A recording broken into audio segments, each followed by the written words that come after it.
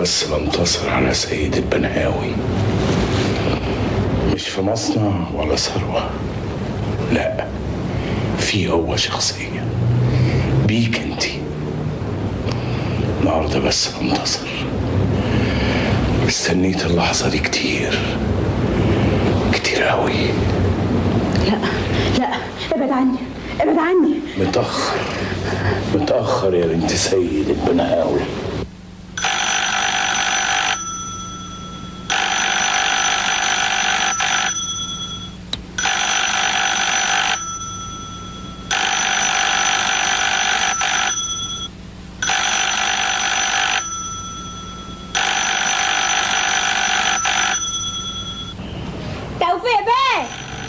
توفيق بيه يا ست منى، ست منى اهدي، اتأخرت ليه بس يا عم مسعد؟ مالك في ايه؟ ايه اللي جرى؟ الدنيا طارت؟ انا عمال اخبط من الصبح، لا حد بيرد ولا حد بيفتح. يا سلام، هو انت ناسيه انهم عرسان جداد؟ بصراحه الجوازه دي ما كانش لازم تتم ابدا. شوف يا اخت الراجل، طب تقدر تقولي الكلام دي لسه توفيق بيه؟ ولا اقول له ولا يقول لي، الفسمه خلاص وقعت في الراس وخلصنا.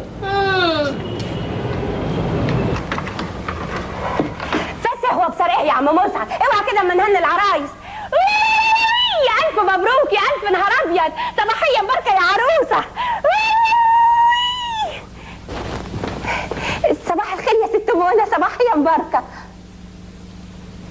ست منى ما بتردش ليه يا اخواتي؟ عم مسعد تعال الحقني يا عم مسعد. شوف ست منى مالها ما بتردش عليا. الله، امال توفيق بيه في ايه؟ وانا ايش عرفني؟ انت واقف كده ما تنده دكتور ولا حاجه. توفيق بيه، توفيق بيه، توفيق بيه يا استاذ سوحه، توفيق الحقوني يا كابتن، الحقوني يا عمر. اوعى تدخل اشوف بنتي. منى ازيك يا عسكري؟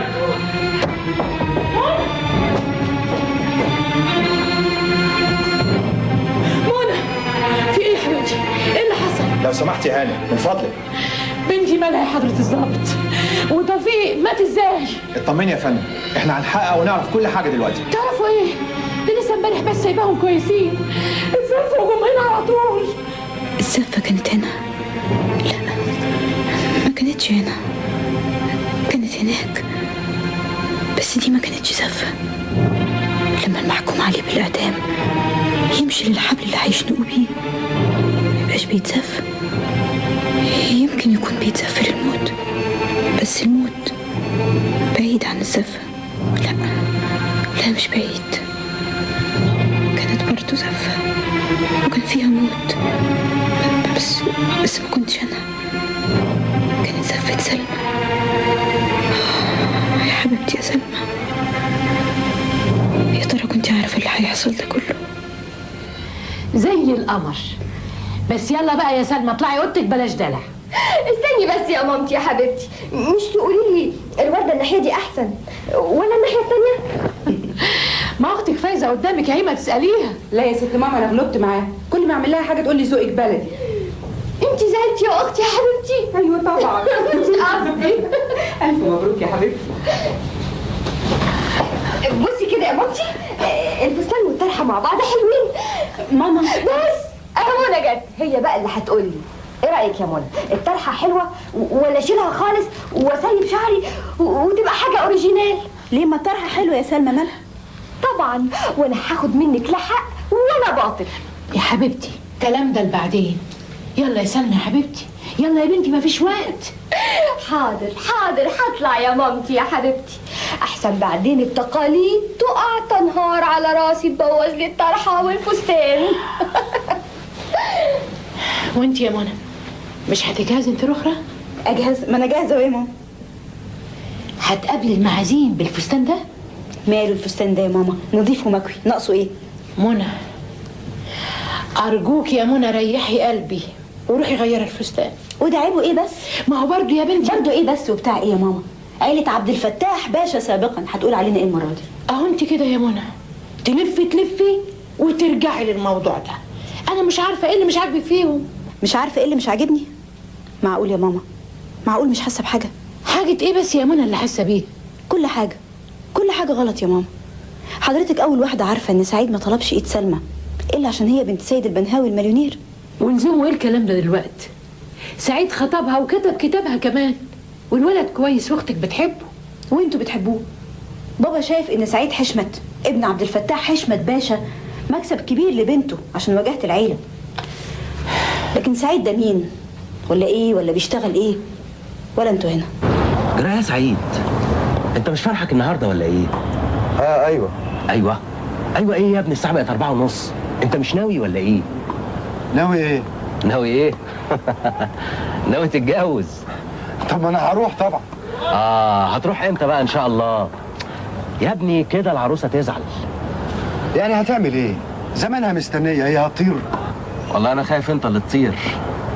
خلاص بقيت تقيل قوي، ولا كانك حفيت سنه بطولها عشان خاطر تتجوز سلمى بنت سيد البنهاوي. يا رايح عزت، هو نظامنا؟ لا يا عم، لا ولا حاجه، ربنا يبارك لك فيها. بس يعني المساله محتاجه شويه سياسه وشويه كياسه. يعني ايه بقى؟ يعني لو حد بلغها انك فضلت في النادي لحد دلوقتي يوم فرحكم يمكن تغضب عليك. وانت عارف سلمى لو غضبت عليك ابوها كمان يغضب عليك، وابوها لو غضب عليك هيمنع عنك المصروف. ما تبقاش اهبل. السياسه دي والكياسه بتاعت حضرتك دي تبقى انت اللي تعملهم لما تيجي تتجوز. انما انا يا حبيبي ليا سياسه تانية خالص. انت فاكرني مدلوق عليهم؟ لا ودي تيجي برضه. انت اصلك غبي. لو وقعت على واحده زي سلمى دي ممكن تضيعها من ايديك عشان بتجري ورا المكسب القليل. انما لما تفهمها صح يا صاحبي تعرف ان تقلب الصنعه وبس، لا ومكسب حقيقي مش مجرد مصروف وبس. فايزه، انت كنت خايفه كده يوم فرحك؟ ودي عايزه كلام؟ ده انا كنت هموت في جلدي. كانت ايام بقى، بس انا يوم ما اتجوزت ما كناش اغنياء بالشكل ده. ودي تفرق كتير؟ تفرق كتير قوي. انت فاكره ان عشت الاغنياء زي الفقراء؟ ده ولا تعليم ولا فسح ولا نوادي من اللي انت بتروحيها دي. بس انا محمود يوم ما اتجوزته كان لسه عامل في ورشه. ورشه ايه؟ ما هو المصنع بتاعنا ده ما كبرش وبقى مصنع بحق وحقيقي الا بعد موت ابو توفيق شريك بابا. وانتي قبلتي تتجوزيه كده على طول؟ وانا كنت اقدر اقول لا؟ ده انا كان بابا يموتني. بس انا مش عارفه يا فايزه، مش عارفه ليه حاسه كده اني خايفه وقلبي مقبوض. يا اختي كل البنات في الليله دي بيحسوا بكده. مش حال ما كنتيش انت اللي مختاره سعيد بنفسك؟ بكره تنسي وانت بتقضي شهر العسل وابقى افكرك يا ستي. لا انت عارفه سعيد كان مصمم ان احنا نقضي شهر العسل في اسبانيا، لكن انا قلت لا، هنقضيه في زيورخ. وانت عارفه اختك بقى لما تصمم على حاجه لازم تتنفذ. ما انا عارفاكي دلوعه. اتفضل يا ماهر اتفضل. مساء الخير يا طنط. اهلا ازيك؟ مبروك، الف مبروك. الله يبارك فيك. مش الشطه بقى التومنه ولا ايه؟ اذا كان عليا انا جاهز، الدور الباقي عليها هي بقى. ربنا يهديها.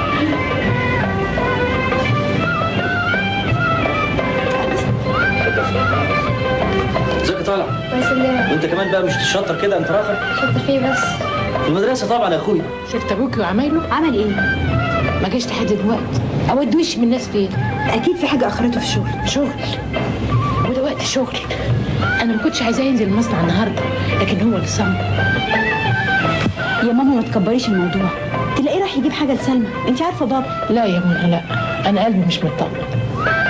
طب ما كلمتوش في المصنع ليه؟ كلمي انت وانا بس اقوم اقعد مع الناس. حاضر يا ماما، انا هكلمه ما تقلقيش.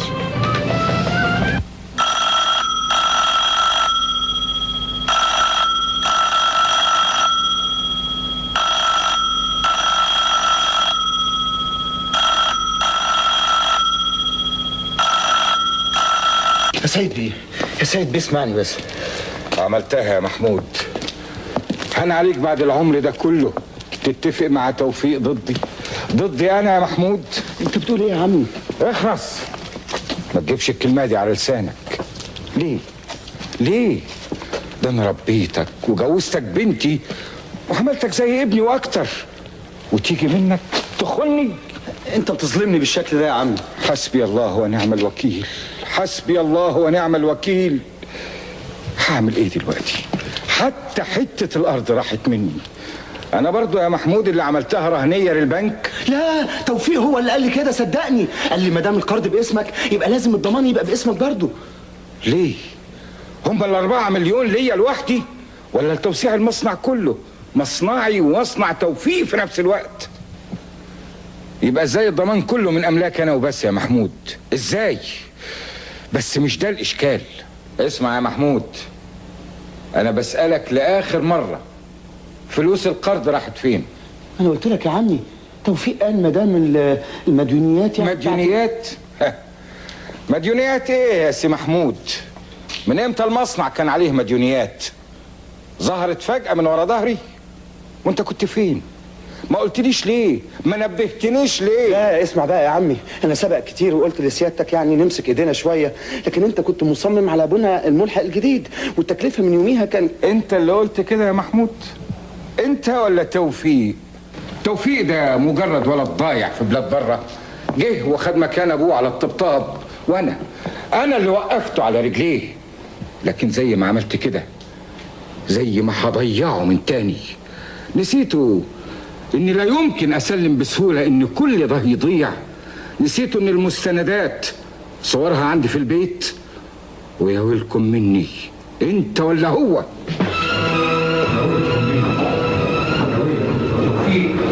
يا عمي ما تقولش كده. اخلص، ما تنطقش الكلمة دي تاني. انت بالتحديد يا ويلك منك. يا عمي انا اخلص. اطلع يا مرسي.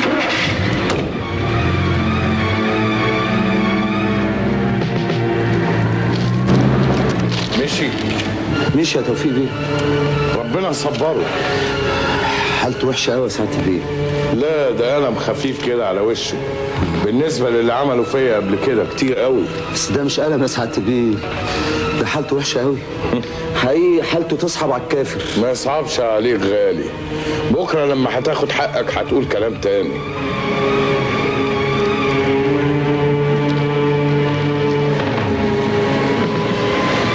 مرسي مرسي مرسي.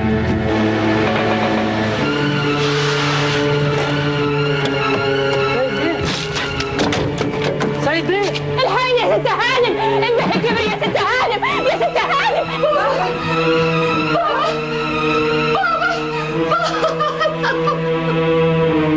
ممكن من فضلك اغير لها الفستان ده؟ مفيش مانع، بس لو سمحت بسرعة شوية. حاضر حاضر.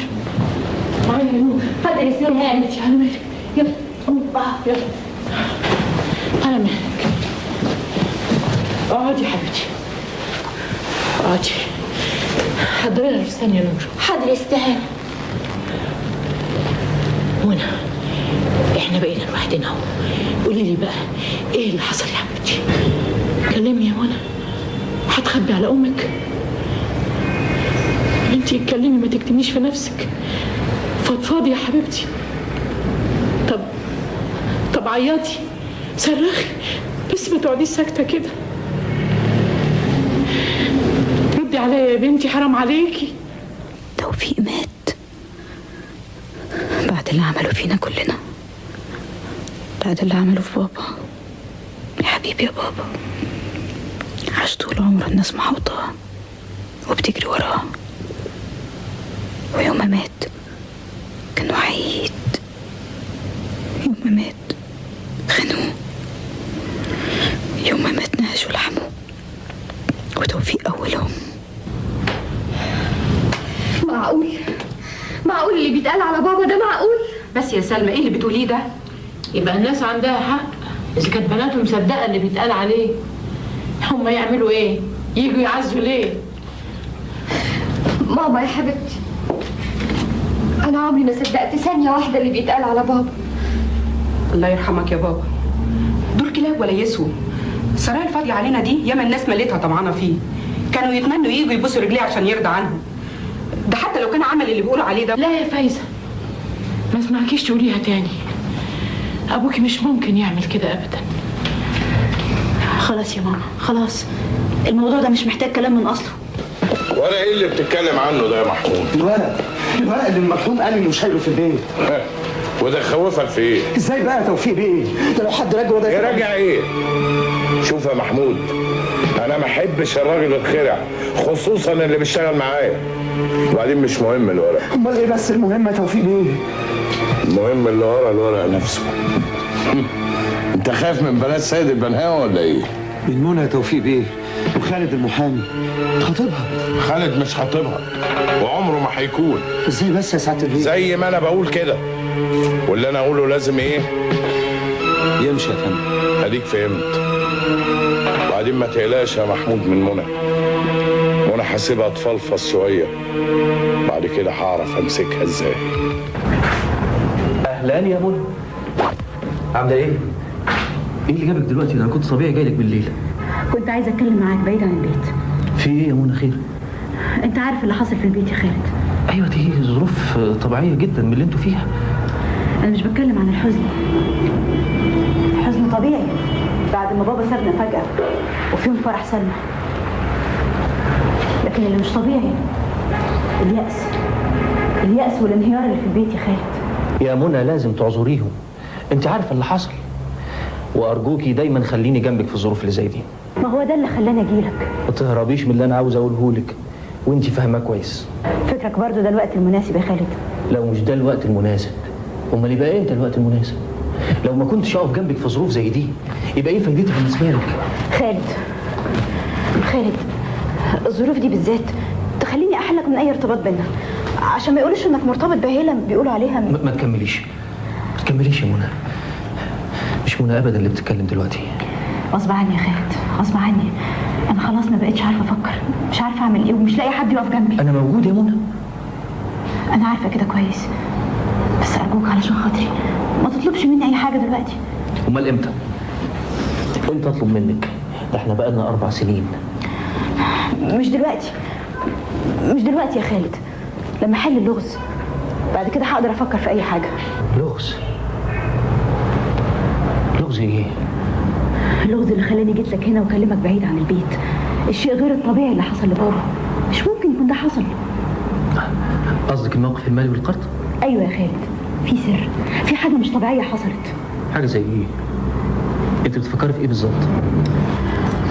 كلام مرسي سواق عن اللي حصل بين بابا ومحمود، واسم توفيق اللي جه في الكلام يوميها خليني متاكده ان في حاجه حصلت. انت تقصدي ايه يا منى؟ سرقه يعني؟ مش عارفه، حاجه زي كده، نوع من انواع الاحتيال حصل. مش ممكن بابا يكون عمل كده، مش ممكن يكون خد فلوس وهربها او ضيعها، مش ممكن. عموما يا منى وعالم الاعمال مليان بالمواقف اللي زي دي. مش بابا يا خالد، انت عارفه كويس، قصدي كنت عارفه كويس. اهدي يا منى اهدي، ده مش وقت مناسب اطلاقا عشان تفكري في حاجات زي كده. انت لسه متاثره باللي حصل. خالد انا مش جايلك عشان اقول لك شكوكي، لا، انا جايلك عشان انت الوحيد اللي هتعرف لي بالظبط ايه اللي حصل. خد يا خالد، ده كل الورق اللي كان في خزنة بابا، انا جبتهولك. ادرسه كويس ودقق فيه. انا عن نفسي مش هقدر اعمل ده دلوقتي، كفايه اللي في البيت، كفايه.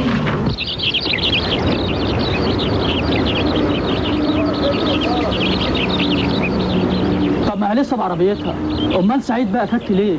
يا اخويا اصبر، بكره تيجي على رجلها لما تعرف ان فلوس بابا خلاص بح. ليه؟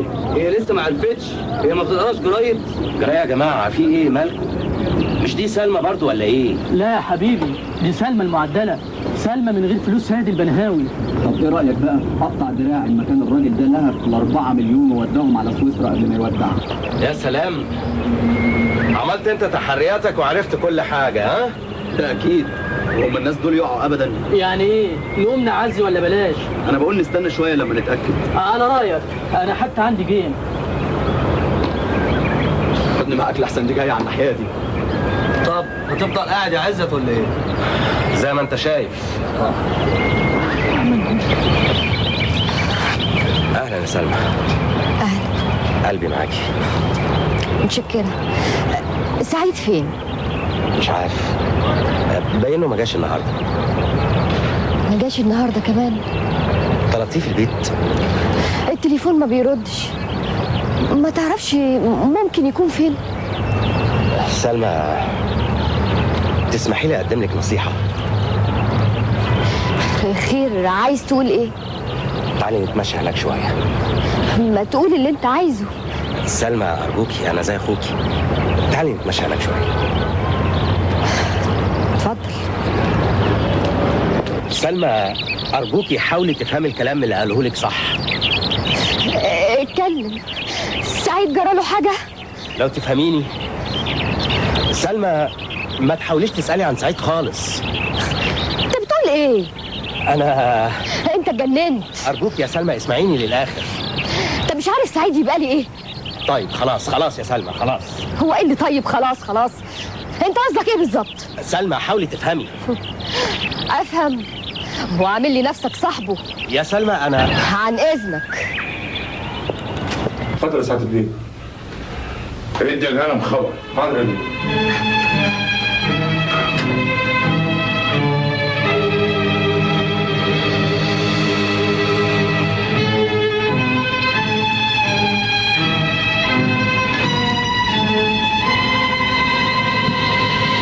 هو توفيق عايز ايه؟ جاي عايز اوراق عند ابوكي. محمود جوز اختك قال لي كده امبارح. استني يا ماما، انا اللي هنزل قبل. طب بس عشان خاطري امسكي نفسك معايا يا منى، احنا رحنا في ايده يا بنتي. رحنا في ايد ربنا يا ماما، ما تخافيش. ايوه بس هو لو عشان يعني لحد ما نعرف راسنا من خلاص. ما تخافيش يا ماما، انا عارفه هو عايز ايه.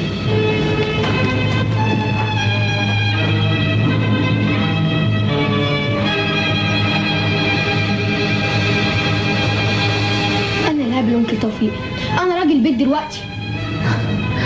طبعا يا حبيبي انت راجل بيه، بس لما تكبر. هكبر امتى بس؟ ما انا كبيره اهو. لما تاخد ابتدائيه هتبقى كبيره قوي. انا مش عايزه اروح المدرسه خالص. ليه يا طلعت؟ اصلهم يا ماما بيقولوا كلام وحش قوي على بابا.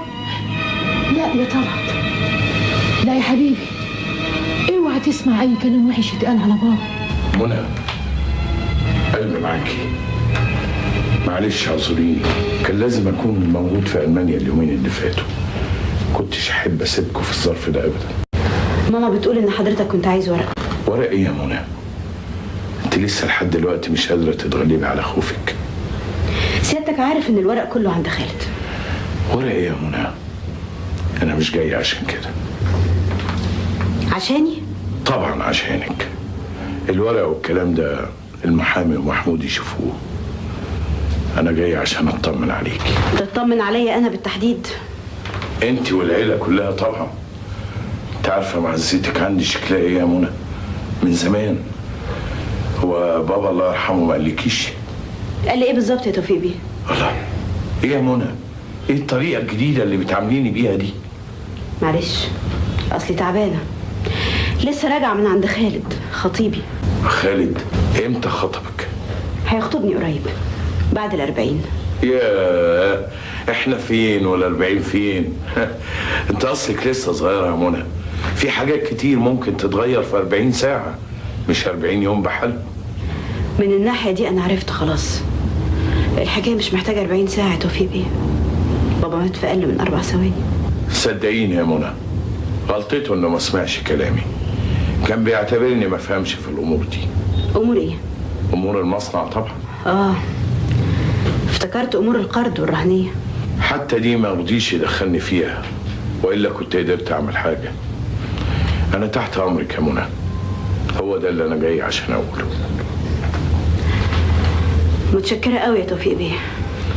طب انا مش هتقل عليكي، هفوت عليكي بعدين تكوني في حاله احسن من كده. شرفت يا توفيق بيه. عرفه وصل توفيق بيه.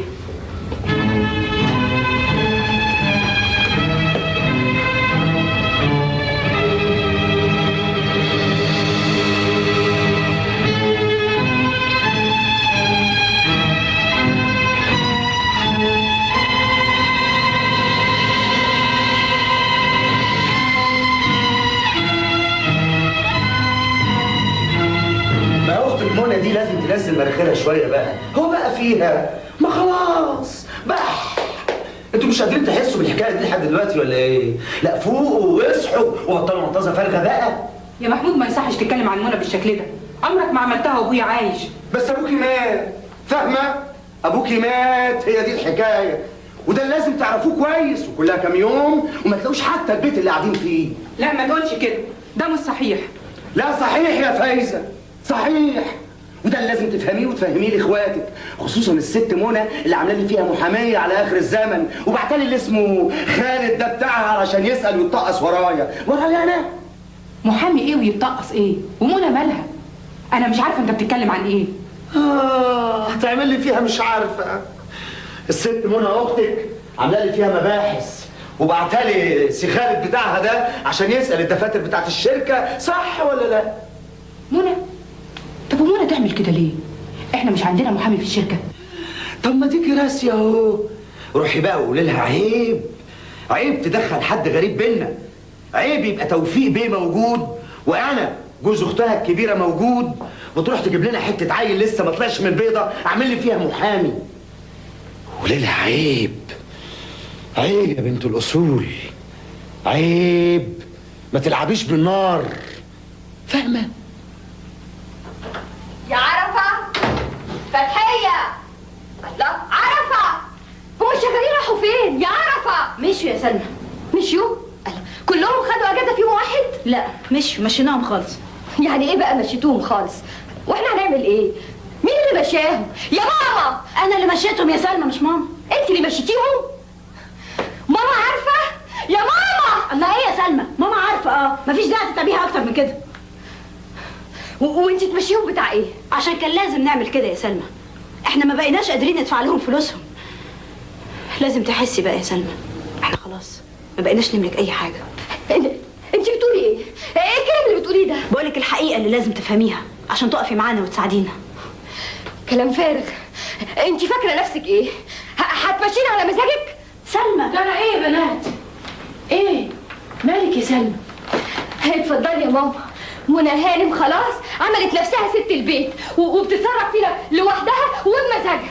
عيب يا سلمى تتكلمي على اختك بالشكل ده. انت عارفه انها مشيت الشغالين؟ غصب عننا يا بنتي، بس نور لسه معانا. يعني ايه بقى؟ خلاص اللي تقوله منى يبقى يمشي؟ اسمعيني بس يا سلمى. سلمى ايه بقى وبتاع ايه؟ ده كلام عمره ما يمشي ابدا. تعالي يا حبيبتي تعالي، الحكايه مش محتاجه العصبيه دي كلها. يكون في علمكم انا لا يمكن هسكت على الكلام ده ابدا. تقبليه ما تقبليهوش انت حره، بس لازم تعرفي كويس ان الايام الجايه دي هتخليكي تقبلي حاجات كتير قوي غصب عنك وعننا. خلاص يا منى خلاص. لا يا ماما، لازم تعرف كويس ظروفنا بقى شكلها ايه وايه اللي هنواجهه في الايام الجايه. خلاص ما بقاش في وقت للاحلام.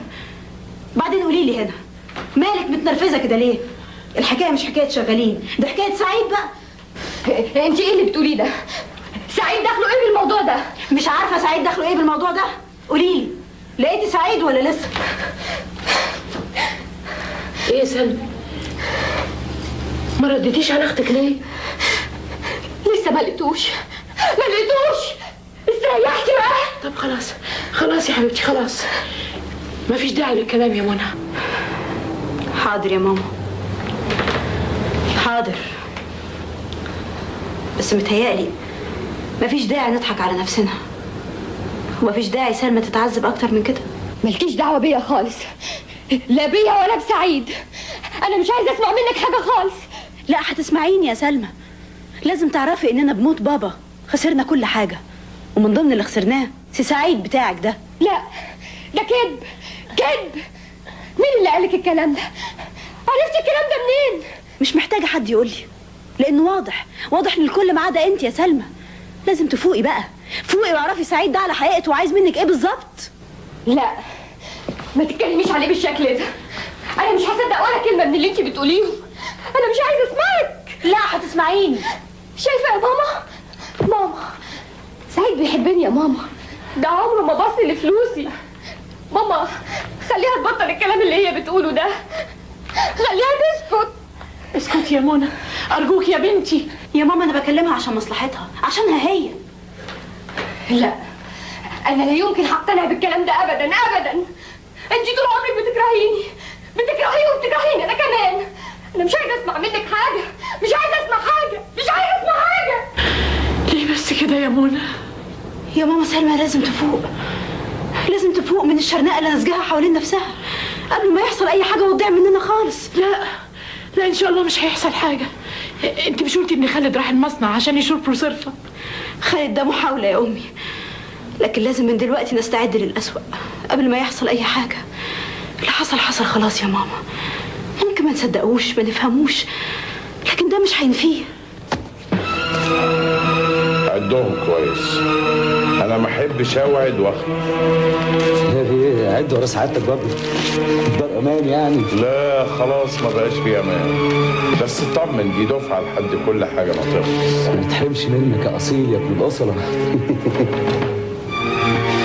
بس يعني حكايه خالد دي لسه مش مريحانا. لسه رايح قوي، وريحه هو كمان، ريحه على الاخر. كل اللي هو عاوزه خليه ياخده، ده زي قدر ياخده. فاهم طبعا. طبعا يا سعاده الدين، ما دام سعادتك شايف كده يعني. بس ده خطر؟ انت هتعدل عليا ولا ايه؟ انا عدل يا بيه، وحصل ايه يا بيه؟ خطر؟ انت ما تعرفش ايه هو الخطر يا محمود. ما تتكلمش على حاجه ما تفهمش فيها. المصنع ده ما كانش كده في الاول، كان عنبر واحد بس. ابويا الله يرحمه كان زيه زي كل الناس، ما كانش مطمن للي بيحصل في البلد، كان عاوز يهرب امواله خارج مصر. بعتني انا الاول اوروبا، وبعد ما سافرت بيوم اتممت الشركه، ما فضلش قدامه غير العنبر ده. حب يبيعه عشان يعيش وعشان يساعدني وانا في اوروبا، لكن شريكه اللي كان اصلا مجرد عامل في المصنع هو اللي رفض وصمم ان يفضل المصنع زي ما هو وما يتباعش. اضطر ابويا يعيش ايامه زي ما يكون، وسابني انا عايش بره لوحدي من غير ولا مليم. تعبت قوي. كل لحظة عشتها وكل يوم عشته كان كله مهانة وذلة وضياع. ده اللي خلاني ارجع هنا تاني واصمم ان اخد حقوقي وارجع عيلة العزاوي باشا زي ما كانت، وارجع امثال سيد البنهاوي لمكانهم القديم. وقامت الحرب وجي وراها الانفتاح، ورجعت البلد تاني. لقيت ابويا الله يرحمه مات، ولقيت المصنع كبر وبقى على مساحة تساوي ملايين الجنيهات. وسيد البنهاوي برضه مصمم على عناده، خصوصا بعد ما اختنى، وقال ايه بينصحني ان اهدى واشوف المصنع كأنه بيتفضل عليا بنصيب ابويا. فهمت؟ هو ده الخطر يا محمود، ان انت تعيش ضايع ومش قادر تنقذ نفسك عشان غفير ريفي غبي وقف في طريقك، وتقعد تفكر في اللحظة اللي تهجم فيها وتنتقم، مش من غفير بس، لا، من الشارع اللي هو فيه، من البلد كلها. دي مش لحظة، ده عمر بحاله تقضيه بالشكل ده. هو ده الخطر، مش خالد وغيره لعب العيال ده. انت شايل بشكل يا توفيق ليه؟ انا فعلا بدات افتكر الايام دي لما بدات مع سيد البنهاوي وكنا نسمع عن شريكه. خلاص مفيش داعي للكلام ده دلوقتي، سيبني لوحدي. روح انت. طب انت حاسس بحاجه دلوقتي يا توفيق بيه؟ لا روح انت.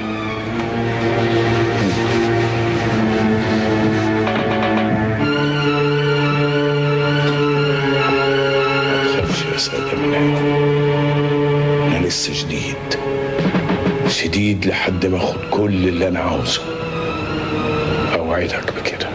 امضي. متشكرة، مع السلامة يا اخويا. يا رب استر، يا رب يا رب الطف بينا يا رب. كان عايز ايه العسكري ده؟ مش عارفة، اداني الورقة دي، حضرتك شوفي فيها ايه. في ايه يا منى؟ ايه ده؟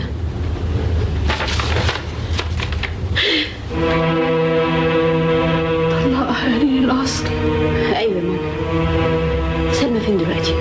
سلمى راحت النادي تشوف. الحقيقة يا منى كلميها قولها تيجي. يلا يا بنتي قاعدة ليه؟ لا يا ماما، سلمى لازم هتعرف الحقيقة، والأفضل إنها تعرفها دلوقتي عشان كل ده ينتهي. حرام عليكي يا منى. ما تظلمنيش يا ماما، صدقيني أنا بخاف عليها أكتر منك، بس سلمى أكيد هتعرف. لا أنا ولا أنت هنقدر نمنع ده. ده قدر مفروض علينا، وهيحصل هيحصل، مفيش مفر.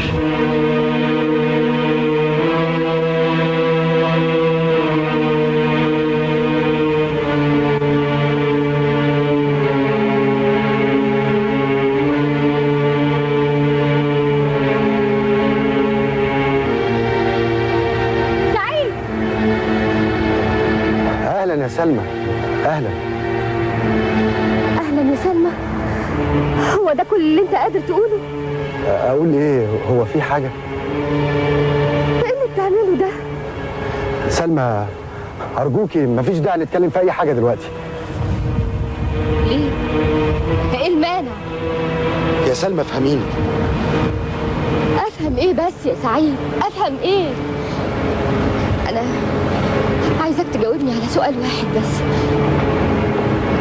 احنا لسه زي ما احنا ولا في حاجه اتغيرت؟ سلمى ارجوكي لازم تفهميني. انا ما اقدرش استغنى عنك، بس لازم تقدري موقفي. يعني مفيش حاجه اتغيرت؟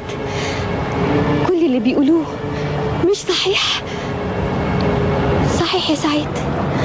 ما تقدرش تستغنى عني؟ صحيح يا سلمى، صحيح، بس لازم تعرفي ان مش عايزه اعرف اي حاجه.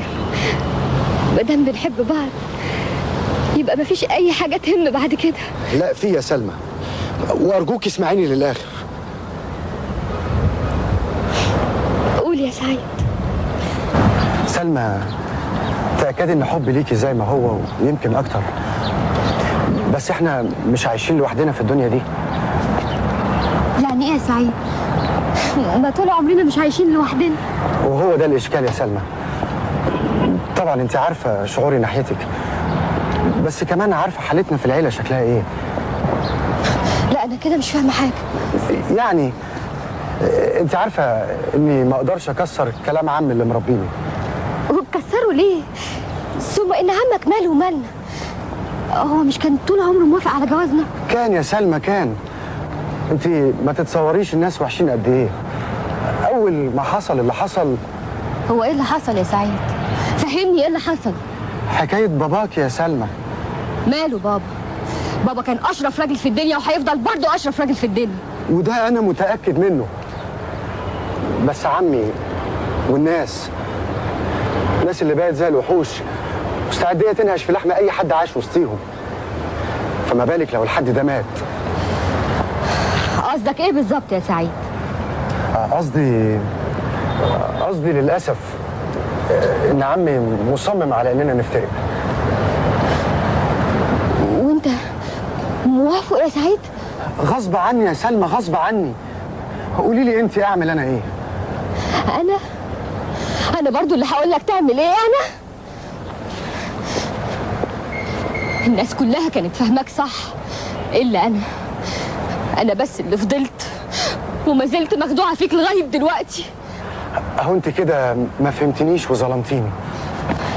ما فهمتكش؟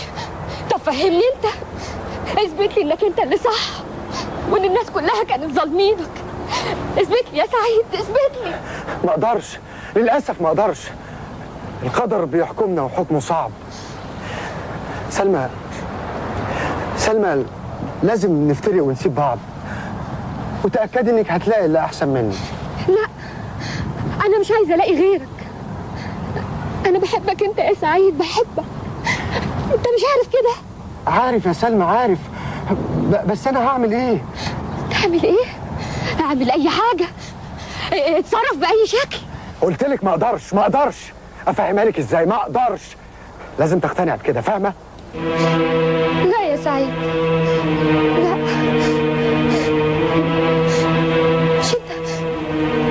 مش انت اللي بتتكلم. تقولي الكلام ده؟ مين اللي مخليك تعمل فيا كده؟ قول لي يا سعيد.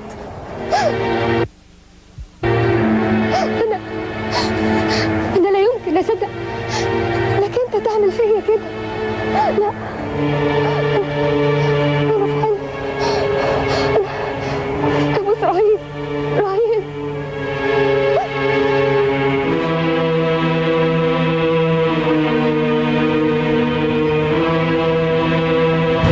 منى، ما تقوليش حاجه لسلمى لحد ما نعرف هنعمل ايه. حاضر، ما تخافيش. الله، انتوا هنا؟ ازيك يا مامتي يا حبيبتي؟ الله يسلمك يا حبيبتي. انت كنت فين يا سلمى؟ كنت في النادي مع سعيد. سعيد؟ ايوه. شفتي يا منى قد ايه كنتي ظالماه؟ لكن انا بقى قلبي ما يكدبش عليا ابدا. هو سعيد قال لك ايه يا سلمى؟ قال لي ان مفيش حاجه اتغيرت وان الزفه كمان اسبوع. عشان بابا. لا مش عشان بابا، لا هو قال لي عشان بابا. ايوه قال لي كده بالظبط. وقال لي كمان ان كل الناس غلطانين وانه مفيش قوه في الدنيا هتخليني استغنى عني. هو قال لك كده؟ ايوه، ده سعيد عمره ما كان لطيف زي ما كان لطيف معايا النهارده. هو انا اللي كنت هظلمه. افتكرت انه لا، ما افتكرتش حاجه. سلمى، انت تعبانه؟ منى، انت بالتحديد مالكيش دعوه بيا خالص.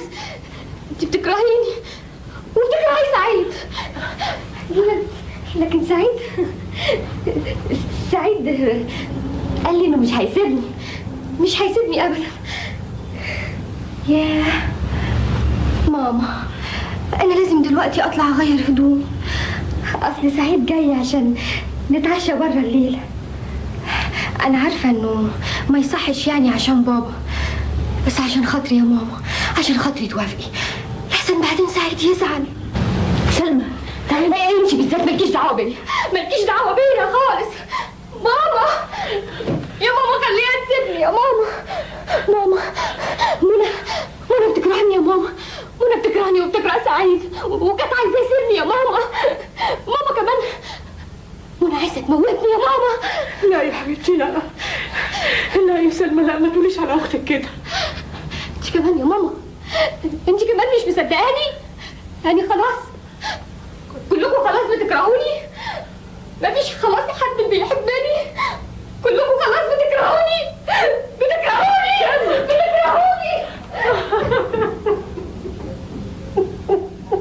تعالي يا حبيبتي. منى، مش راضية تنطق خالص يا خالد. فضرام عنه، ما تخليك انت مرتاحه. اخليني ازاي؟ انا لا يمكن اسيب بنتي ابدا.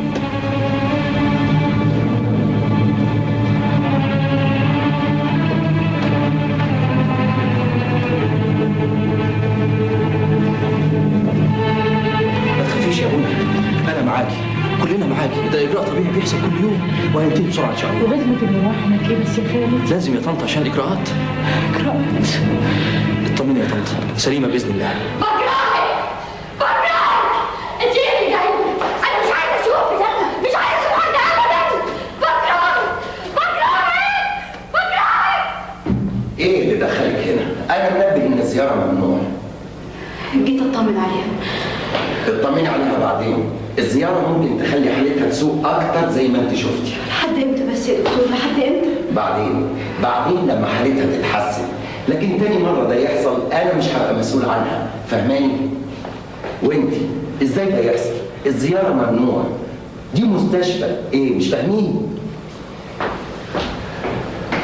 تعالي من هنا، معلش شد حيلك.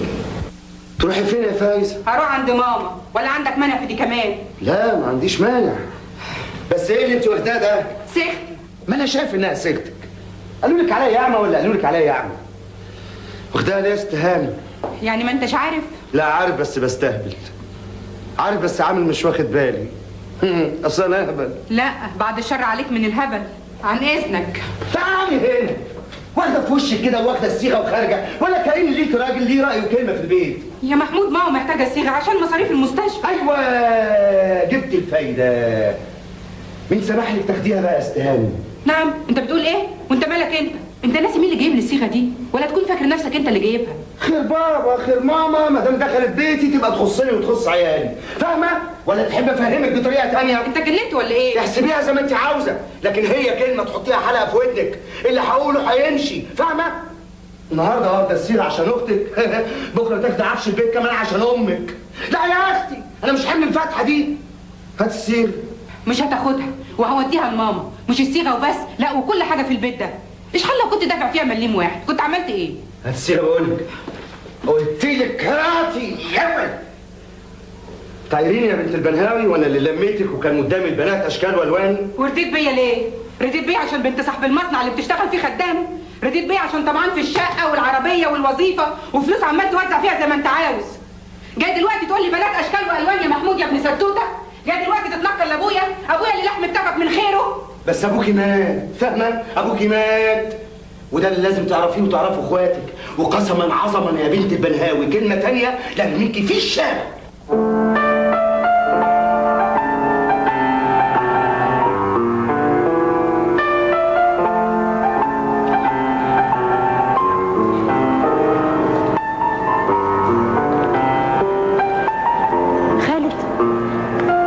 كويس انك لسه فاكره اسمي. ايوه خالد.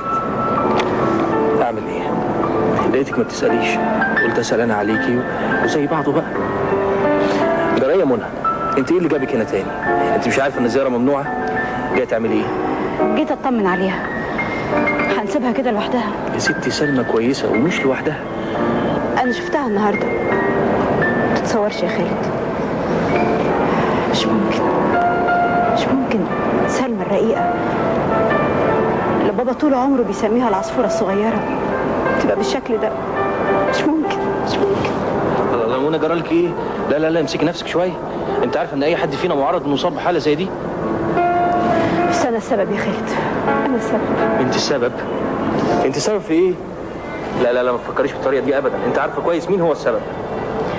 بس انا كنت قاسي عليها قوي. انت عارفة ان ده مش صحيح. هو بس الانفعال والقعده اللي ملهاش اي داعي هنا هم اللي تعبين اعصابك. يلا يا منى نمشي من هنا. القعده هنا ملهاش اي داعي وانت عارفه كده كويس. يلا. على رايك مفيش داعي للقعده. منى ما تنسيش ان انا جنبك. عايزك ترمي كل حملك عليا انا. خالد لو صحيح عايز تساعدني لازم توصل للي حصل لبابا، مش علشان خاطر انا، علشان خاطرها هي. طمني يا منى، ان شاء الله قريب قوي هقدر اديك صوره واضحه عن كل شيء. يا ريت يا خالد، يا ريت، عشان ما تفضلش محبوسه ورا القضبان،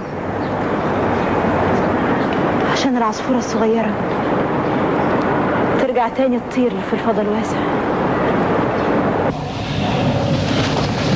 حاجه تانية يا توفيق بيه؟ لا روح انت دلوقتي والصبح بدري تكون في البنك. سعادتك ناوي تحرك المسائل ولا ايه؟ لا مش دلوقتي، بس قريب قوي. لحد امتى يا توفيق بيه؟ انا بقول يعني انت ما تقولش حاجه خالص، انت تنفذ اللي انا بقول عليه وبس، فاهم؟ طبعا يا سعاده البيه، بس يعني كنت بسال. ولا تسال حتى، انت مالكش دعوه باي حاجه خالص. طبعا يا سعاده البيه، بس يعني ده كان سؤال مدير البنك، عاوز يعرف هيحجز امتى يعني. ولا مدير البنك له دعوه بحاجه خالص، هو عارف كده كويس. البنك هيحجز بس لما انا اقول عاوزهم يتمتعوا بالحاله اللي هم فيها، الفيلا والمصنع، فاهمين ان كل حاجه ضاعت بس مش مصدقين. عندهم امل في انهم يصحوا ويلاقوا الكابوس اللي هم فيه خلص. وهناك في اخر المشوار البنك هيحجز ويبيع وتتسدد الدين. فهمت؟ كده فهمت. بس يعني ممكن تصرفوا في حاجه ولو اني ماليش دعوه يعني. انت فعلا مالكش دعوه. هم مش ممكن يتصرفوا في اي حاجه، لان لأن الورق الأصلي بتاعهم كان سيد شايله هنا في المصنع وهو تحت إيدي دلوقتي.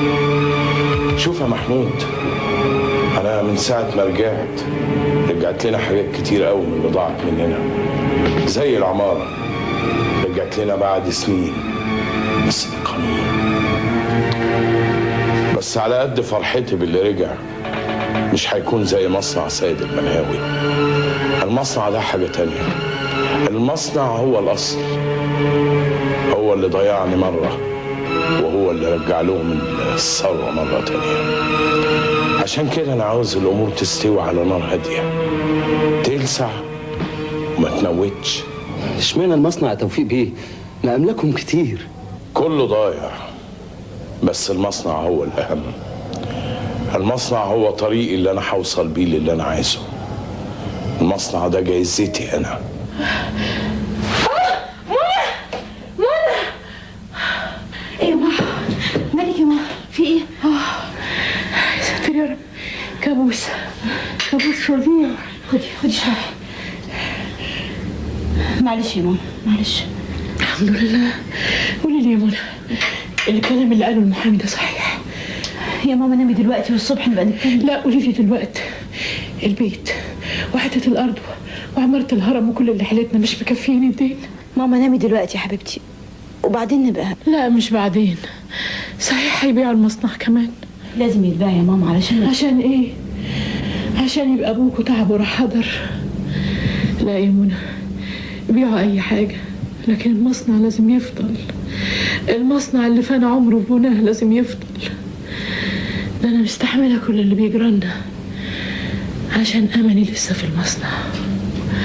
كل ما ابص لاخوكي الصغير اقول معلش يا عديلة، طلعت موجود والمصنع موجود واسم سيد البنهاوي هيفضل.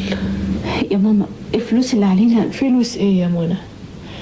ما تعديهاش بالفلوس، عديها بالعرق اللي عرق ابوكي، بدمه اللي اتصفى عشان المصنع، بفرحته بالمكن والعمال.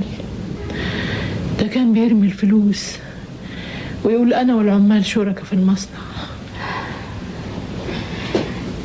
يا ماما يا حبيبتي انا عارفه كل اللي بتقوليه ده، بس احنا مش هنقدر نعمل. لا لازم تقدروا. انت مش قلتي ان خالد ممكن يعمل حاجه؟ حاولوا يا منى، حاولوا يا بنتي، وانا عن نفسي مستعده اعمل اي حاجه بس المصنع ما يروحش. حاضر يا ماما حاضر. نامي انت دلوقتي يا حبيبتي، كل شيء هيتصلح ان شاء الله، اوعدك يا ماما.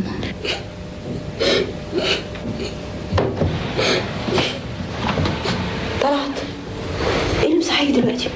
يا منى هي ماما خلاص هتموت. بعد الشر يا حبيبي، انت بتقول كده ليه؟ زي بابا قبل سلمى. سلمى بخير يا طلعت وماما بخير. امال انتي ليه بتعيطي؟ لا يا حبيبي، مش لازم يكون العياط عشان حاجه وحشه بس. انت مثلا لما تنجح مش ممكن تعيط؟ ممكن. طب انت بتعيط ليه دلوقتي؟ عشان ماما زعلانه وعشان المصنع بتاعنا هو حقيقي هيتباع. مش عارفه يا طلعت، مش عارفه. طب ولما يتباع هعمل ايه انا بس؟ معلش يا طلعت ما تخافش، اوعدك عشان خاطرك انت اني هحاول. يلا تصبح على خير. زي ما شرحت لك بالظبط يا منى، الورق اللي انت اديتهولي والورق اللي شفته في المصنع كله من الناحيه القانونيه سليم. سليم ازاي؟ يعني ما فيهوش اي تلاعب. القرض باسم والدك، الضمان باملاك والدك، نصيبه في المصنع كله شكليا 100% صح. يعني ايه؟ معناه ايه الكلام ده؟ معناه واضح يا منى، الحكايه مش محتاجه شرح. قصدك ان بابا كان فعلا؟ ما تفهمينيش غلط. حتى بفرض ان عمي خد قرض البنك وخباه ولا هربه بره، ما ده كان اكيد هيظهر بعد وفاته. امال قصدك ايه ان الورق سليم؟ قصدي اننا قدام ترتيب واضح ومحكم. اللي عمله قدر يستغل الثغرات القانونيه اللي موجوده في اصل الشركه بين عمي وابو توفيق عن حق التوقيع والصرف والشيكات. ثغرات يمكن ما كانتش تهم عمي، او على الاقل كان مطمن للامور ولابو توفيق. حلمي باشا حلمي باشا الله يرحمه ملوش اي دخل بالمصنع، لانه اساسا ما كانش مصنع، ده كانت حاجه صغيره كده ما يتقالش عليها مصنع. وهو ده اللي قدر يستغله توفيق. المسألة كانت بالنسبة له سهلة جدا، لأن كل شيء كان واضح ومترتب من زمان. قصدك إن توفيق هو اللي عمل؟ أيوه، توفيق هو اللي عمل كده، وأكيد ما كانش لوحده، لأن أي حد كان ماسك الإدارة والصرف كان لازم يكتشف ده من أول لحظة. قصدك؟ وزوجتك محمود للأسف كان مشارك في العملية. أنا عارف إن عمي كان بيثق فيه وكان ماسكه الإدارة، وده اللي خلاه يبقى عارف كل حاجة، وده اللي خلاه أكيد مشارك. والنتيجة؟ النتيجة للأسف إن إحنا لازم نسدد القرض ومن الضمان المقدم. يعني المصنع هيروح؟ أنت ليه مهتمة كده بالمصنع يا منى؟ مش أنا يا خالد، دي ماما هيحصل لها حاجة لو المصنع ده راح. خالد عشان خاطري لازم توصل لنتيجة غير اللي وصلنا لها. هو طبعا في نتيجة تانية بس خيالية. ايه هي؟ قول. لأننا حتى لو بلغنا النيابة مش هتوصل إلا لنفس النتيجة الأولانية اللي وصلت لها. يبقى مفيش قدامنا غير إننا نعتمد على إن حد فيهم ضميره يصحى ويقول الحقيقة، ودي طبعا تبقى معجزة. ايه ده؟ ايه الكلام اللي بتقوليه ده يا منى؟ مش أنا اللي قلت كده. أمال مين؟ خالد أظن. ولا خالد يا فايزة، اللي قال كده الورق اللي كان بابا سايبه. افهميني بقى. افهم ايه يا منى؟ افهم ايه؟ افهم ان جوزي يقتل ابويا؟ معقوله ده؟ محمود فيه كل العبر بس ما وصلش للدرجه دي. انتوا عاوزين ايه؟ عاوزين تخربوا عليا؟ عاوزين يرميني في الشارع؟ وطي صوتك يا فايزة. اوطي حس ازاي؟ ازاي عايزاني اصدق يا منى؟ خلاص يا فايزة خلاص، مش عايزه تصدقي بلاش. انا غلطانه اللي كلمتك، كنت فاكراك هتقفي معانا. يا منى انت ما تعرفيش حياتي اليومين دول بقى شكلها ايه؟ موت بابا وتعب سلمى وكمان محمود. ايوه محمود اتغير اليومين دول. ده انا ساعات ببقى قاعده معاه وحاسه اني قاعده مع واحد غريب. انا اسفه يا فايزه، انا ما كنتش اعرف اللي بتعنيه، بس كويس برضو انك تكلميه. محمود مش وحش يا فايزه، ممكن ضميره يصحى. كلميه وشوفي هيقولك ايه. ما اقدرش يا منى، ما اقدرش. انت اصلا ما تعرفيش محمود الايام دي عامل ايه. يعني نضيع كلنا عشان انت مش قادره تواجهيه؟ انا مش هكلمه، ما تكلميه انت. لا يا فايزه ما ينفعش، انا لو كلمته ممكن ياخد الموضوع تحدي، لكن انت مهما كان انت مراته وام عياله. حتى لو ما اعترفش ممكن لسانه يفلت بكلمه كده او كده، يدينا خيط نمشي وراه ويرجع الفلوس وينقذ شرف بابا وينقذنا كلنا. ينقذكم كلكم ويضيعني انا، مش كده؟ ينقذنا كلنا، يعني انت اولنا يا فايزه، احنا لسه في الاول. لو محمود اتكلم هيقدر ينقذنا كلنا. انا نفسي اخوك يتربى كويس. انا خلاص ما بقتش عارفه حاجه، انا عايشه في رعب، مش عارفه اتصرف، مش عارفه اعيش. منى قولي لي اعمل ايه يا منى؟ كلميه يا فايزه. اكلمه؟ حاضر اكلمه. ايه الكلام ده يا فايزه؟ انت بتقولي ايه؟ انا مش فاهم حاجه خالص. انت مش فاهم؟ ليه؟ ده انت طول عمرك ما عندكش الا عقل. العقل اللي ضحكت بيه عليا وعلى ابويا واتجوزتني. العقل اللي خلاك تخون ابويا وتتوالس مع توفيق وتسرقوا الفلوس وتطلعوا ابويا حرامي وتموتوه بحسرته. ولا ايه يا محمود؟ انت اكيد اتجننتي. صح، انا مجنونه اللي فاكره ان كلامي ده ممكن يصحي ضميرك ولا يخليك ترد الدين اللي في رقبتك للراجل اللي مات. لكن خلاص مش مهم ترد حاجه. انا كنت عايزه اعرف حاجه وعرفتها، بس من النهارده بقى لا اعرفك ولا تعرفني يا اسطى محمود. البيت والفلوس عندك اهو، اتمتع بيها زي ما انت عاوز، بس خليك فاكر ان ده كله على حساب ابويا اللي غدرت بيه وموته. عن اذنك. استني هنا، فهميني مين اللي قالك الكلام الفارغ ده؟ انا وارث مع توفيق، وعلى مين؟ على عم سيد. انا اسرق الفلوس؟ يا خساره، قدرتي تنطقيها في وشي؟ انا يا فايزه نسيت ان ابقى مين؟ جوزك وابو عيالك. قدرت يا فايزه؟ ايوه قدرت، كان عندك حق يوم قلتها في وشي. مش كفايه اني اتجوزتك وكانك انت صاحب الفضل. عشت طول عمري عارفاك على حقيقتك، بس كنت بكدب على نفسي. كنت خايفة، قلت هتعملي ايه لو سابك او سبتيه، ولو طلقك مصيرك هيكون ايه ومصير عيالك. بس بعد موت ابويا عرفت ان الدنيا دي رخيصة قوي، تستاهلش الخوف ولا الرعب اللي كنت فيه. على ايه ده كله؟ على فكرة الجواب ده جالك من البنك على رصيدك، عن اذنك. استني هنا، الكلام ده مش صحيح. انا هفهمك الجواب ده جه ازاي. اسمعيني بس. اسمع ايه؟ ما انا سمعت خلاص كل اللي انت عايز تقوله. كل الكلام ده مش صحيح، مش كده؟ خلاص اعتبرني ما قلتش حاجه، لكن لحد ما ترجع لنفسك وتعترف باللي انت عملته، انا والعيال في بيت ابويا. سامع؟ في بيت ابويا. بيت ابوك ايه يا مجنونه؟ ده كلها يومين كمل. يتباع مش كده؟ عارفه ساعتها يبقى لنا رب. طبعا مش لازم افهمك تاني يا هانم ان جميع المنقولات اللي في الفيلا دلوقتي بقت في حراستك لحد طبعا ما يتم البيع. مفهوم. انا اسف جدا. لا ابدا. طب بعد اذن حضرتك. يعني ايه؟ يعني كل حاجه هتروح، حتى المصنع؟ حتى المصنع؟ اهدي يا ماما، اهدي عشان خاطري. معلش يا ماما، اجيب لك النقط؟ لا ماليش لزوم. على العموم انا هتصرف، لازم اتصرف. المصنع ده مش ممكن يتباع ابدا. انا مش عاوزك تخافي ابدا، بس ارجوكي تتكلمي، قولي اللي حصل بالظبط يا منى.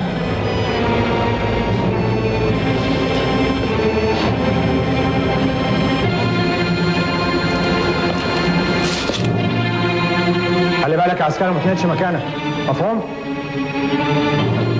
انا خليها تحت الحراسه ومش هدخلها الحجز عشان هعرض على النيابه دلوقتي. اظن انت فاهم بقى يا استاذ خالد. ايوه طبعا فاهم. متشكر جدا يا فندم، متشكر. خلي بالك يا عسكري. حاضر يا فندم.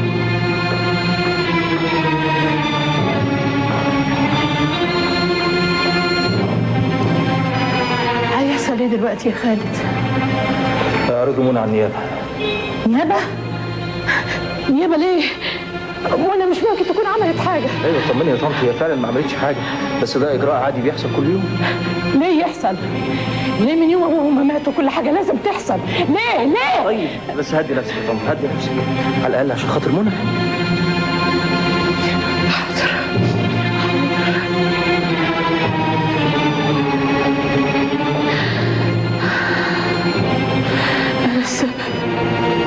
انا السبب. اهلا عديله هانم. توفيق بيه، انا جايه لك عشان حاجه واحده.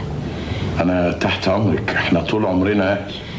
ما هو عشان كده انا جيت لك عشان تساعدني. في ايه؟ المصنع. ماله المصنع؟ المصنع مش لازم يتباع ابدا يا توفيق بيه. بس انا الموضوع خرج من ايدي يا عديله هانم. خرج من ايدك ازاي وانت الشريك في المصنع؟ بس الديون اللي كانت على المرحوم. ما تقولش ديون على المرحوم، الديون دي على المصنع. بس انا ماليش دعوه بده كله. بس انت اللي في ايدك الحل. في ايدي الحل؟ طب ازاي يا عديله هانم؟ انت ادرى بالحاجات دي، وطبعا ما يرضيكش ان حياه الراجل تضيع هدر، وان عيلته تتشرد وابنه يضيع مستقبله. عديله هانم انت بتحمليني اكتر مما اقدر عليه. لان هو اتحمل في يوم من الايام اللي محدش يقدر يتحمله ابدا، وانت عارف كده كويس. شال المصنع من ايام ما كان ورشه صغيره، شاله لوحده ايام ما كان والدك الله يرحمه عيان سنين طويله ما بيتحركش. وقف وكافح ونحت في الصخر عشان يكبره. مش له لوحده، ليك انت كمان. ولما رجعت من بره سلمك حقوقك كلها. وطبعا انت فاكر الحالة اللي كنت عليها لما رجعت من بره يا توفيق بيه. يوميها انقذك من الضياع بالظبط زي ما انا جاي لك دلوقتي اترجاك انك تنقذ اسمه وعيلته. عديله هانم انا ما يهمنيش البيت، ما تهمنيش الارض، ما تهمنيش العماره، ما يهمنيش الا المصنع ده، وده اللي انا جايه لك علشانه. طب اهدي يا ست عديله، اهدي. يعني هتساعدني ان المصنع يفضل زي ما هو؟ ده ما اقدرش اكدهولك، بس انا هحاول. انا مستعد اقدم لك اي ضمانات انت عايزها، وانا متاكده انك تقدر، وده اللي خلاني اجي واطلب منك اللي انا عايزاه. طب كويس، ده خليني اطلب منك اللي انا عايزه. اطلب اي حاجه بس المصنع يفضل. سيب المصنع دلوقتي، انا هشوف له صرفه. المهم عندك استعداد يا عديلة هانم تديلي اللي انا عايزه وتأكدي لي ان انا هاخده؟ ايه هو؟ منى، ازاي تتكلمي بالشكل ده يا منى؟ انا بيعك يا بنتي؟ هو ده اللي حصل يا ماما، وحضرتك عارفه كده كويس. اللي اعرفه ان واحد طلب ايدك، ودي مش اول مره، لانه سبق طلبك من ابوكي. وكان رد بابا ايه؟ معرفش، مش فاكره. انا افكرك يا ماما، بابا رفضه لانه لقى انه مش من الطبيعي يجوز بنته لواحد ما يستاهلهاش. بابا الله يرحمه كان عارف انا قد ايه متمسكه بخالد. حتى دي ما فكرتيش فيها وانت بتقبلي طلبه. الحقيقه يا منى، الحقيقه حضرتك فكرت يا ماما، بس لقيتي ان ده تمن قليل قوي مقابل ان اسم بابا يفضل على المصنع. عشان مجرد اسم على المصنع اضيع انا وتضيع حياتي. مش هو ده اللي فكرتي فيه يا امي؟ لا يا منى، لا يا بنتي، مش ده اللي انا فكرت فيه. والحكايه مش حكايه اسم ابوكي على المصنع، لا، الحكايه انتوا ولادي. اخوكي اللي ما خدش حظه من التعليم زيكم هيضيع مستقبله لو راحت كل حاجه. سلمى انا لازم نخرجها من المستشفى لانها هتترمي في الشارع لو راحت كل حاجه. فايزه اللي سابت جوزها ومبقالهاش حد تلجأ ليه غيرنا هتضيع هي وولادها لو راحت كل حاجه.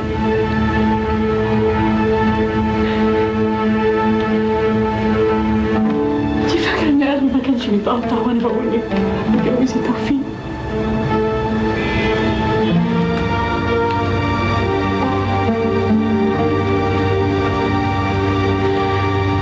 لازم تعرفي يا منى ان المصنع لو راح هنضيع كلنا.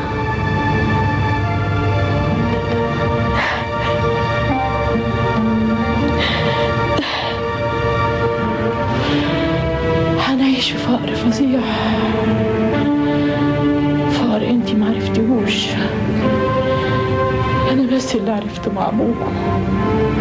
عرفت انه ذل ومهانه.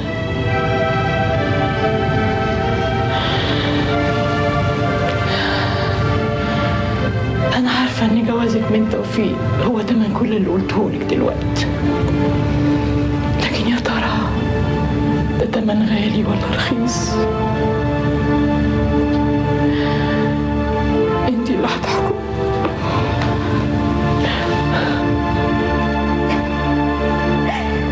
مرة عصفورة جت وقفت قدامي في الشباك، هناك في الشباك.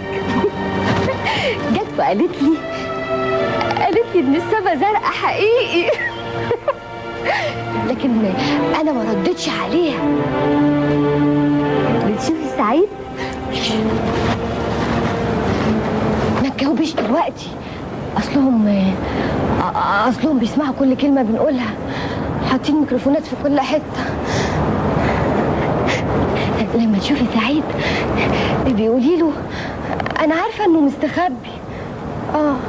هو مستخبي عشان ما يمسكوش زيي. بيقولي له ان انا بحبه.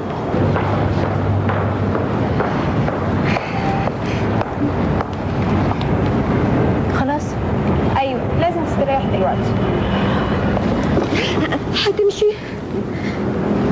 طب انا عايزه اقول لك كلمه.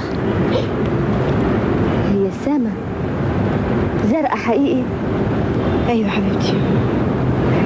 هتقولي لسعيد؟ حاضر، هخلي خالد يقول له. ليه؟ ولا ولا حاجه ولا حاجه يا حبيبتي، خلاص. انت مش عايزه حاجه؟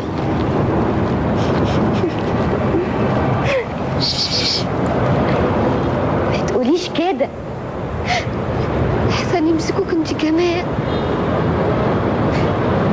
ما تنسيش هتفضل كده كتير؟ اطمئني يا منى هاني، زي الدكتور ما قالك حالتها دلوقتي احسن كتير. دي ما عرفتنيش خالص. احنا كنا فين؟ لسه فاضل شويه. فاضل قد ايه يعني؟ لا انا ما اقدرش احدد لك، الحالات اللي زي دي بتتاخر كتير. ممكن الدكتور يقول لك رايه الطبي. شكرا قوي.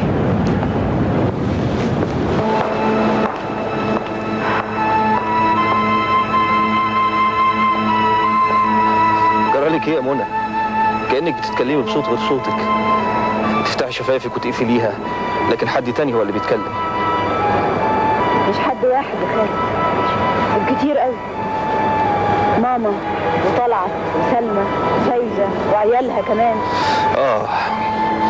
دلوقتي بقى انا فهمت. ما فهمتش حاجة. مسألة واضحة يا منى، معايدة مذهلة بين رد ثروتكم أو ضياعكم. المسألة مش محتاجة ذكاء.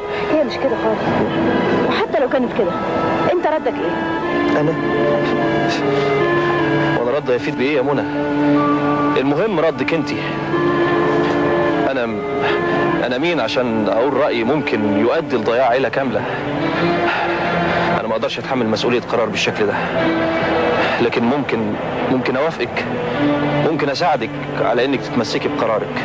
آخر حاجة كنت متصورة أسمعها منك. يا منى حرام عليكي، ما أنا ممكن بمنتهى السهولة أرفض وأصور. تعرف يا خالد، الحكاية مش بس اختيار بين مستقبل وثروة وفقر وضياع. الحكاية إن واحد زي بابا قدر يتغلب على كل ظروف وكبر وحقق اللي هو عايزه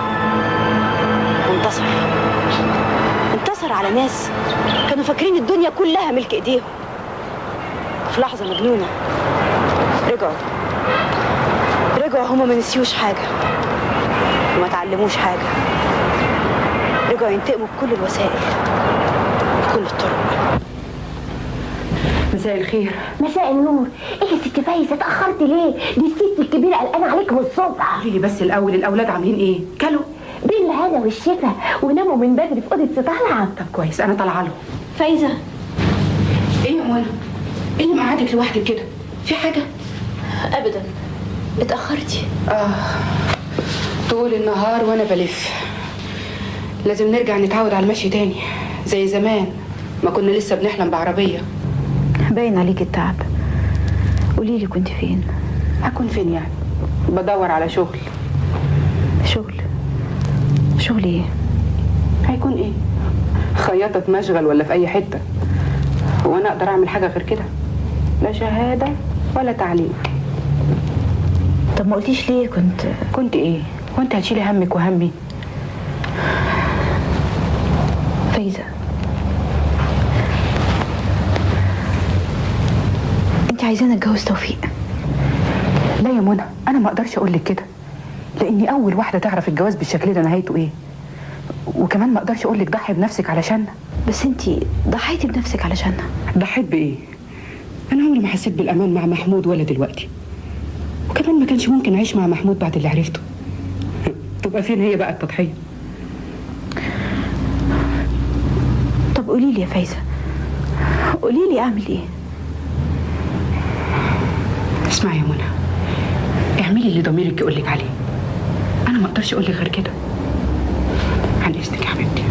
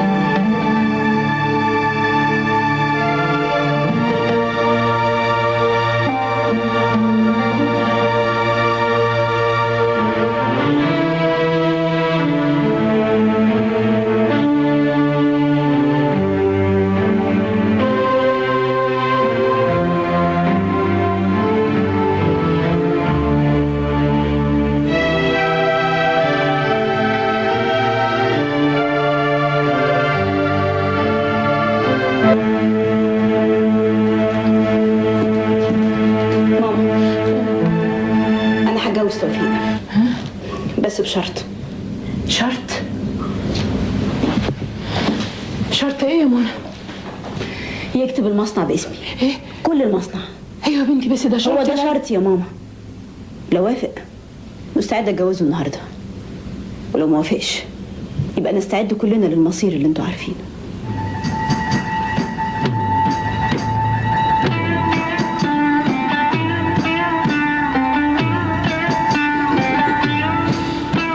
هو ده بقى اللي كنت مستنيه؟ ايوه هو ده. بس الثمن كبير قوي، ما كنتش اتصور انك توافق عليه يا توفيق بيه. الجايزة أكبر، بس أنت اللي مش فاهم حاجة. أنا فعلا مش فاهم، ولا يمكن هفهم إن العروسة تبقى أحسن من المصنع. مين قال لك إنهم يفرقوا عن بعض؟ يمكن، بس العروسة اتأخرت، ما تكونش هربت. ما تخافش، قليل أوي لما الفريسة تهرب بعد يوقعها في الشبكة، خصوصا شبكة توفيق. منى اتأخرت قوي يا فايزة، يا ترى راحت فين؟ يا ريتها ما ترجع النهارده يا ماما. انت بتقولي ايه؟ بقول اللي لازم يحصل. طب بس بلاش كلام مانيش فاهمة معناه. حاضر. بكرة تعرفوا ان اللي بيحصل ده غصب عني زيكم تمام، بس لازم يحصل، لازم. قول يا منى ان الكلام ده مش صحيح. لا صحيح يا خالد، صحيح. ليه يا منى؟ ليه؟ حتى ده ما اقدرش اقوله، مش عشان مش فاهماه، لا انا فاهماه كويس وعارفاه، بس قرفانه من السبب اللي مخليني اعمل كده. مفيش قوه في الارض ترغمك على التضحيه، ليس كان ده احساسك فعلا. ومين قال انها تضحيه؟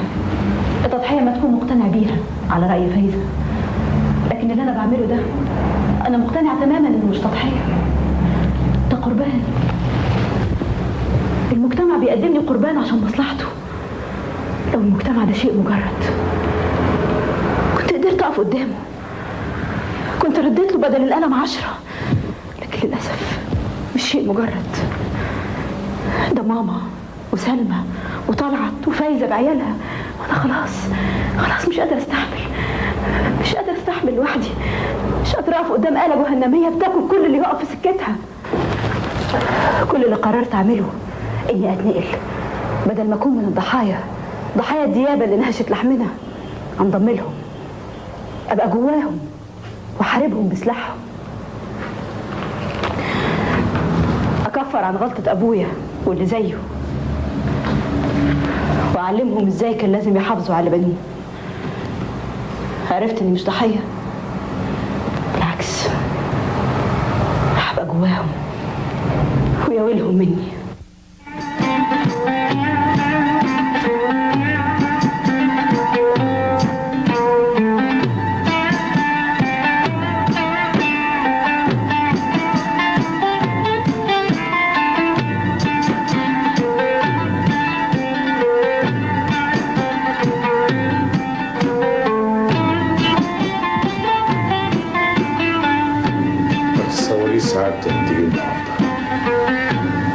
المفروض اني ارد زيك. منى، خلينا ننسى اللي فات ونبدأ من جديد. انا عارف انت اتعذبت قد ايه، لكن خلاص اوعدك ان كل ده هيتغير. هو ايه اللي هيتغير يا توفيق؟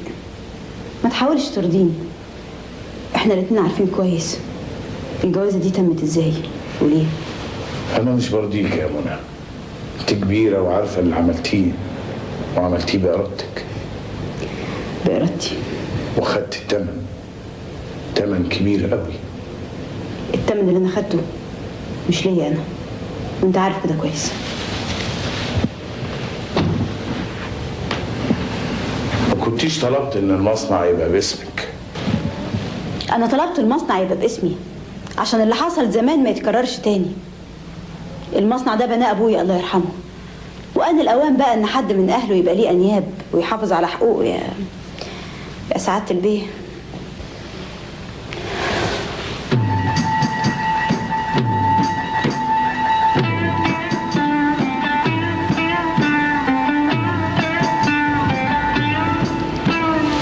عشان كده لازم تصدقي لما اقول لك ده نوع من الحب. ما تتصوريش يا منى قد ايه سعدت النهارده بس بنتصر، النهارده بس بحقق كل اللي عشت سنين اخطط له، واحاول واخاف واترجى واتمنى. النهارده بس بنتصر على سيد البنهاوي، مش في مصنع ولا ثروه، لا، في هو شخصيا بيك انت. النهارده بس بنتصر. استنيت اللحظه دي كتير قوي. ابعد ايدك عني، ابعد عني. متأخر يا بنت السيد البنهاوي.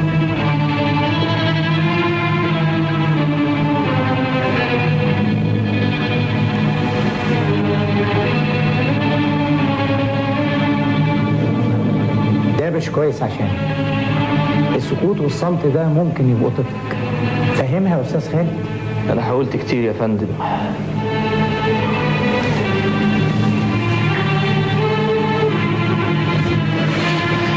يا فندم انا بعد اذنك بطلب عرضها على دكتور. هنشوف الطلب ده، بس انت عارف الاجراء.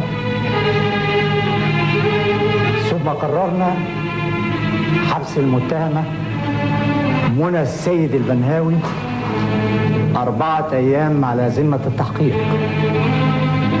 وأقفل المحضر على ذلك بتاريخ 16 نوفمبر سنة 1979.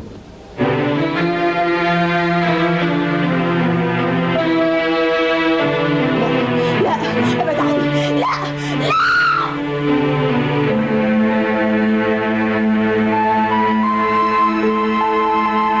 وفي 19 نوفمبر سنة 1979 أثبت تقرير الطبيب الشرعي أن وفاة السيد توفيق حلمي بسبب أزمة قلبية مفاجئة، وبناء عليه ثبتت براءة السيدة منى السيد البنهاوي، وأطلق سراحها في 20 نوفمبر سنة 1979.